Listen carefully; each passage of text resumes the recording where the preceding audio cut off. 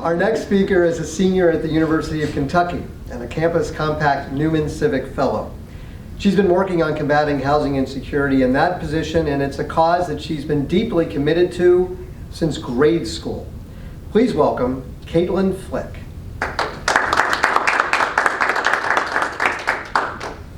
As soon as I could reach over the counter, I was getting to know people experiencing food and housing insecurity.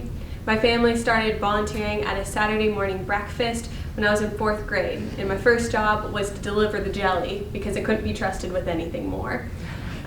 We continued to do this through my entire life while I was in Edwardsville, and as I go back to visit my parents now, I still go and visit all of the people at Breakfast Ministry.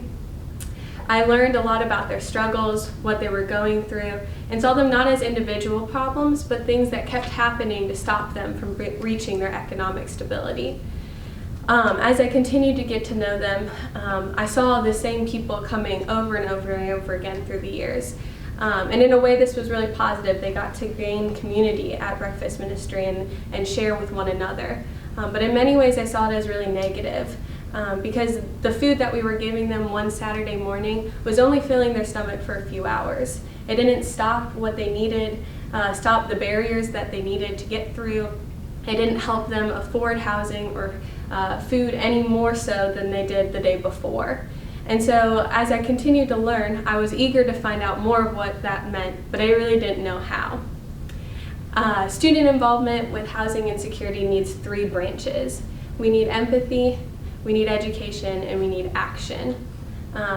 When we go through building student leaders, we want to make sure that they know what it is to be housing insecure, how it's affecting the people around them, and then giving them the courage to continue to work against that. At the University of Kentucky, 8% of students are housing insecure, and that means 92% do not know what that means or what that feels like. And the first step in understanding how to care is having somebody to care about. I went through my own journey of understanding what housing insecurity meant, who it affected, and then how to work against it. And through reflecting on my own story, starting at Breakfast Ministry, I've tried to create opportunities for other students to get involved. As I entered into college, one of the easiest decisions I made was to join what was then called National Hunger and Homelessness Awareness Week, or NHOF for short, which is now called Wildcats for Homes. And at that time, the whole role of the program was to plan a week worth of events in November that focused on food and housing insecurity. The director, Bo, and I had much bigger plans for the student organization. We saw these educational events as very important, but we needed more. And so after NHA that week, that year, I started a mentorship program with the local elementary schools. At that point, I knew how little I knew. I didn't understand a lot of the problems, but I knew for students to care, I needed to give them an opportunity to care about some kids that they could see and build relationships with. And so the mentorship started my second semester of college. We had about 8 students going to 4 different elementary schools where they would engage in weekly service. That might look like homework help, it might look like a safe place to play, it might look like reading a book together or playing in the gym. But the important part was that they were there every week. A lot of people had come in and out of these elementary kids' lives, and we were not going to add to that trauma. So if the volunteers were going to go into the schools, they were going to stay in the schools for a year, and they were going to be there every week. They also committed to being in monthly meetings where local service providers who knew a lot more than we as college students did would help explain some of the kids' needs and experiences and help them understand what they were going through more. We saw this as necessary background for our students to actually serve the kids that they were mentoring. As they continued to grow this program over the past 5 semesters, we've grown from just 8 volunteers to over 20, from just 4 schools to over 10, and we've continued to reach this partnership to different nonprofits in the area as well. And as we've gotten to grow this program, we've tried to get better at education and helping our mentors understand the systematic barriers that our mentees were facing. And we're still figuring out the best way to do that. Around the same time that I started the mentorship program, Bo, the director of NHA, and I got asked by the Office of Lexington's the Office of Homelessness Prevention and Intervention to look into the City of Lexington's youth homelessness problem. And so we didn't know a lot about youth homelessness. We knew that it definitely affected people our age. At that point, we had no numbers on what it affected, how it affected University of Kentucky. And so we started by going to visit any service provider who would meet with us, any city official who would meet with us, and we continued to ask the question at the end, who else should we be meeting with? And we go meet more people. Bo also created a survey to find the numbers of how many students were experiencing food and housing insecurity so that we had numbers to put to our understanding of the problem. As we continued to meet, we found a very specific gap in services for 18 to 24-year-olds. As soon as you turned over 17 years old, all of the youth programs that you may have qualified before stopped. And when you were put into the adult system, a lot of times the care was not age appropriate. So for in Lexington, when they would enter into adult shelters, they might react to past triggers to trauma.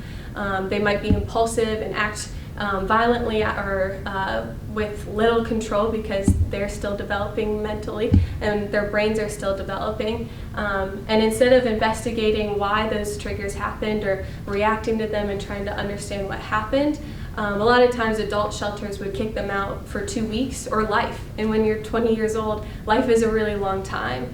And so we found this really deep gap that Lexington wasn't addressing what 18 to 24-year-olds needed. We also wanted to look on University of Kentucky's campus where we knew we had power as students. And so Bo and I were looking into the housing insecurity on campus and found that 42% of students experience food insecurity, 8% experience housing insecurity. And Bo was really moved by this, that in a place where we have, where it's supposed to be centered around students, so many of our basic needs weren't being met.